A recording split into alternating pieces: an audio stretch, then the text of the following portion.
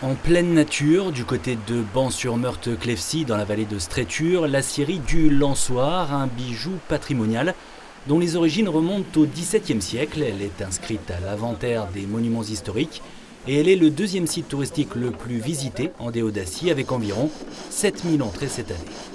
Je crois que quand les gens rentrent, c'est une question d'odeur, le parfum du bois, c'est une question d'ambiance.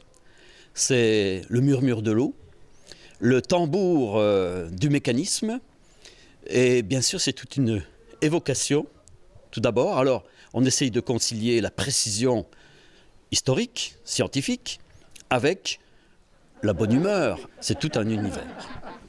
Et vous remarquez qu'il a une partie pleine, une partie creuse. Donc c'est ce mouvement-là d'inertie qu'on va utiliser.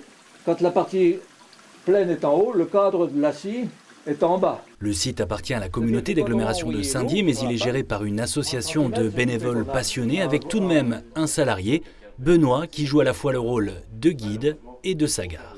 On est dans le lieu de vie, de travail du sagard.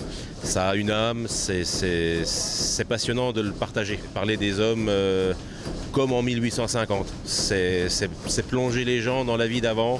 Et c'est vrai que le retour des gens, c'est de dire waouh, on vient de voyager, merci pour ce voyage. C'est ça, le plus intéressant de ce métier. Et ils étaient encore une cinquantaine ce jeudi à traverser les couloirs du temps, avec en effet le même ressenti après la visite. C'était très bien, très intéressant.